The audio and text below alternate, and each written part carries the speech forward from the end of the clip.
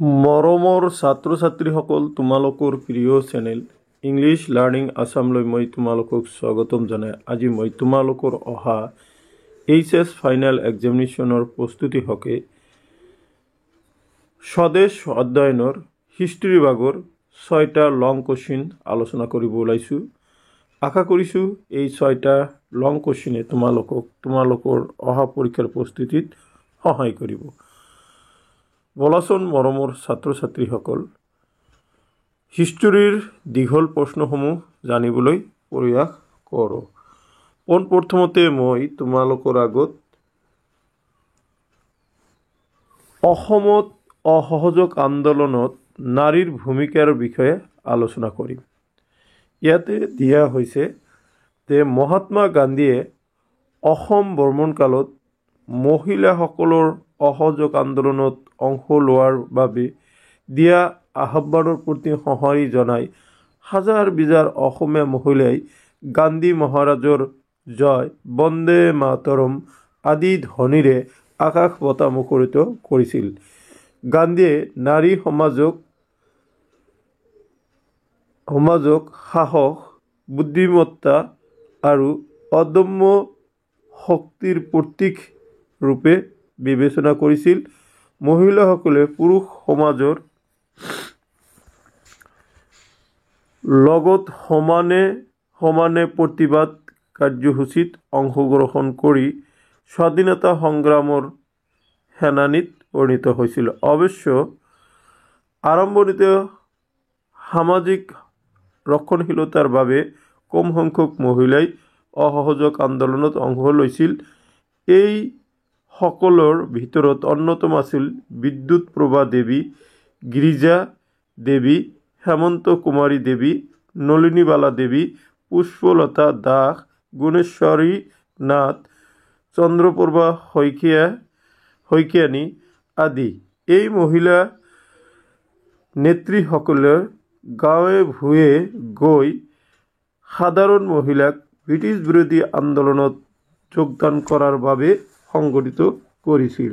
গান্ধীৰ আহ্বানে আদ্যৱন্ত মহিলাসকলৰ উপৰিও সমাজৰ সাধাৰণ শ্ৰেণীৰ মহিলাকো চুই গৈছিল।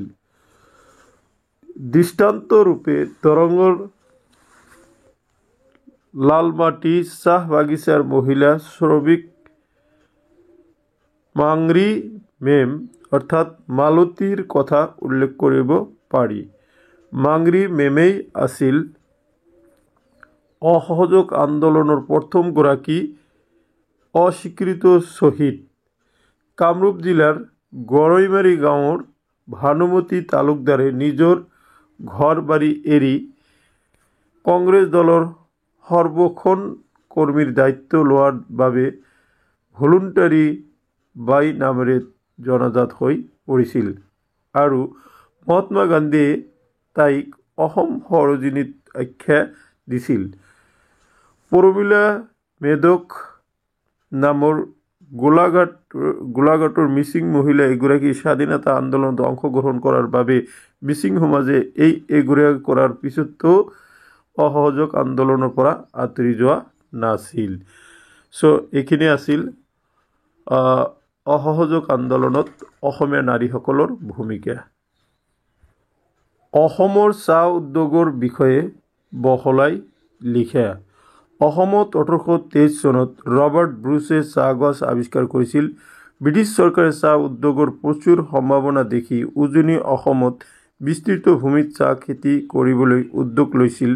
সৰ্বমুঠ 5 লাখ পাউণ্ড ষ্টাৰ্লিং বিনিময় কৰি আছাম টি কোম্পানী চাহ ব্যৱসায়ত যোগ দিছিল।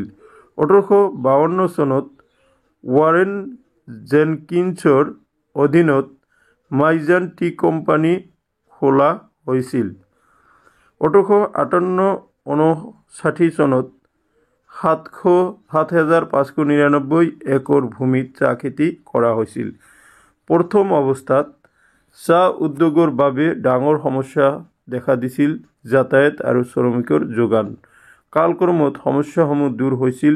বৰ্তমান অসমত 765খন চাহ বাগিচা আছে। বিশ্বৰ আটাইতকৈ বৃহৎ চাহ উৎপাদনকাৰী অঞ্চল হিচাপে অসম জনাজাত।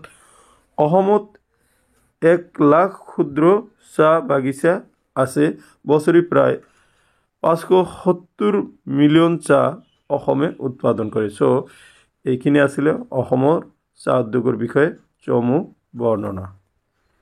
এতিয়া মই তোমালোকৰ আগত গ নম্বৰটো আলোচনা কৰিম। ইয়াতে কৈছে ইয়াণ্ডাবু সন্ধিৰ চৰ্তসমূহ কি কি আছিল লিখা। Very very important question. ইয়াতে দেখা ইংগ বৰ্মা যুদ্ধৰ আৰম্ভণিতে ইষ্ট ইণ্ডিয়া কোম্পানীয়ে অসম ভূমিক মানৰ কবলৰ পৰা উদ্ধাৰ কৰি উভতি যোৱাৰ ইচ্ছা ব্যক্ত কৰিছিল যদিও দক্ষিণ পূব এছিয়াত ব্ৰিটিছ সাম্ৰাজ্যবাদী আকাংক্ষা পূৰণৰ লক্ষ্য আহোম ৰাজবংশৰ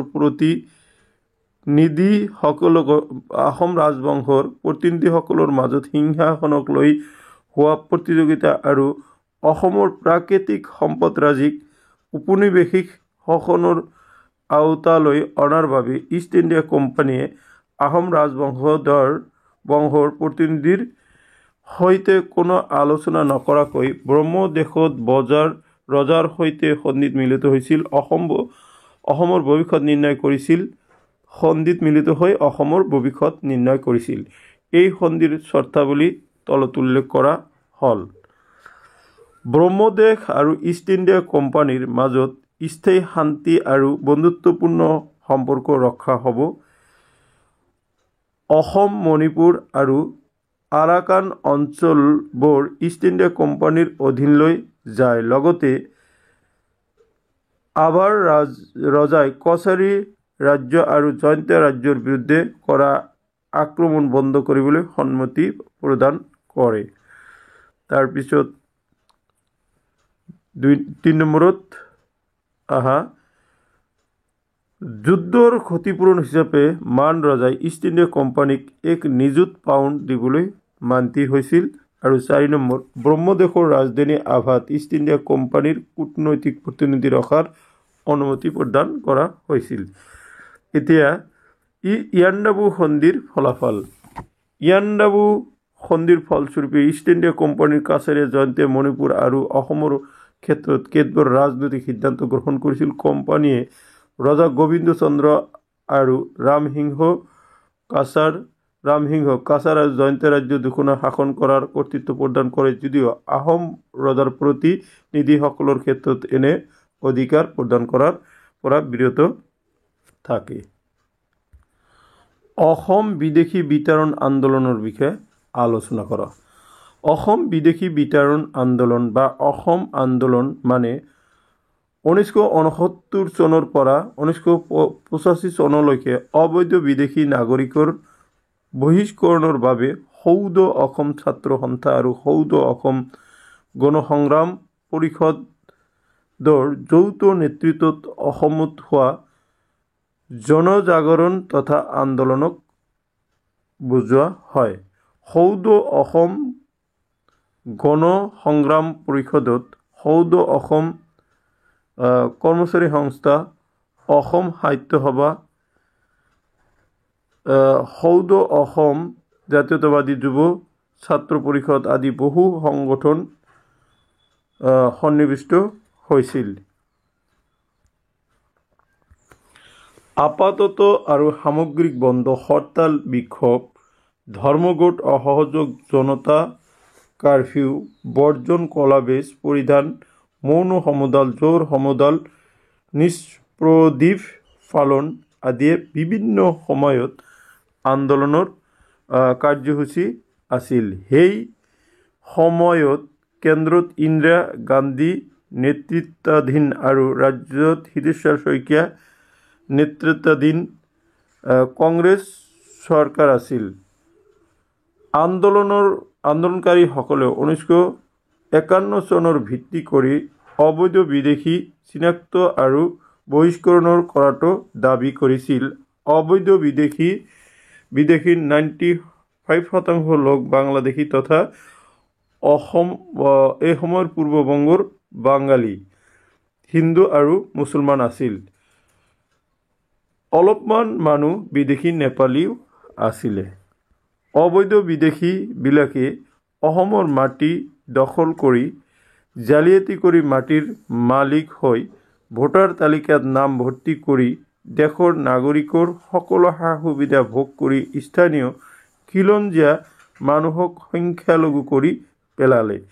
এই আন্দোলনৰ ফলস্বৰূপে অসম ছাত্ৰ সন্থা, অসম চৰকাৰ আৰু ভাৰত চৰকাৰৰ মাজত অসম চুক্তি সম্পাদিত হৈছিল।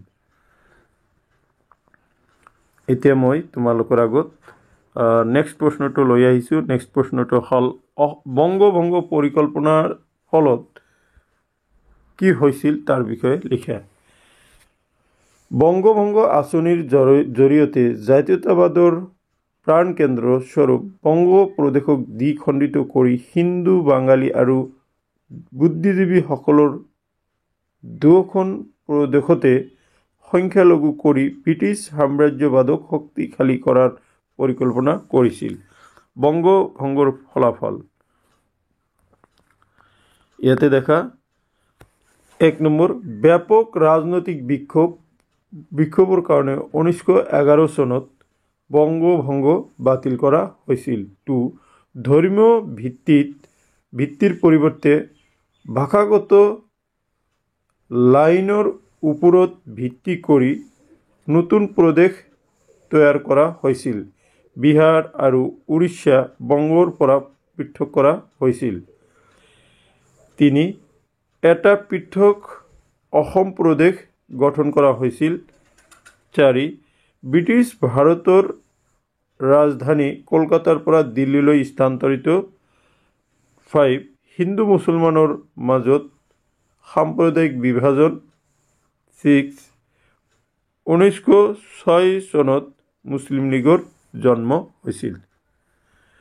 এতিয়া মই তোমালোকৰ আগত আৰু এটা প্ৰশ্ন লৈ আহিছোঁ। এইটো হ'ল ইংৰাজ শাসনৰ ফলত অসমৰ বিভিন্ন প্ৰান্তত হোৱা কৃষক বিদ্ৰোহৰ বিষয়ে বুজাই লিখা। তাৰমানে তোমালোকৰ ছিংগলকৈও পৰীক্ষাত আহিব পাৰে। মই ইয়াতে এটাতে আলোচনা কৰিছোঁ। এইটো তোমালোকৰ 6 নম্বৰৰ প্ৰশ্ন পৰীক্ষাত অহাৰ সম্ভাৱনা আছে। উত্তৰ, ইংৰাজ শাসনকালত অসমৰ বিভিন্ন প্ৰান্তত হোৱা কৃষক বিদ্ৰোহসমূহ হ'ল: 1, ফুলগুৰি কৃষক বিদ্ৰোহ। 1861 চনত নগাঁও জিলাৰ ফুলগুৰি অঞ্চলত কৃষক ৰাইজে ব্ৰিটিছৰ খাজনা নীতিৰ বিৰুদ্ধে ৰাইচ মিল পাতি বিদ্ৰোহৰ ঘোষণা কৰিছিল। 1860 চনত ব্ৰিটিছ চৰকাৰে কাণীৰ খেতি নিষিদ্ধ কৰে আৰু চৰকাৰৰ এনে নীতিৰ সিদ্ধান্তই অসমৰ আন ঠাইৰ লগতে ফুলগুৰি অঞ্চলৰ জনগোষ্ঠীয় লোকসকলে ঘৰুৱা অৰ্থনীতি ভাঙি পেলায়। তেতিয়া নম্বৰ 2, পথৰুঘাটৰ বিদ্ৰোহ।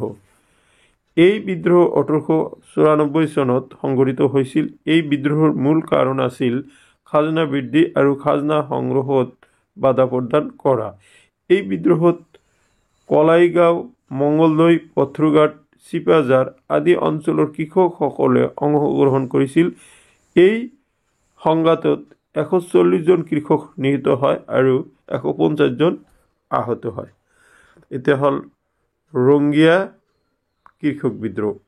1893 চনৰ ডিচেম্বৰ আৰু 1894 চনৰ জানুৱাৰী মাহত ৰংগীয়াত বৃহৎ আকাৰত কৃষক বিদ্ৰোহে গা কৰি উঠিছিল।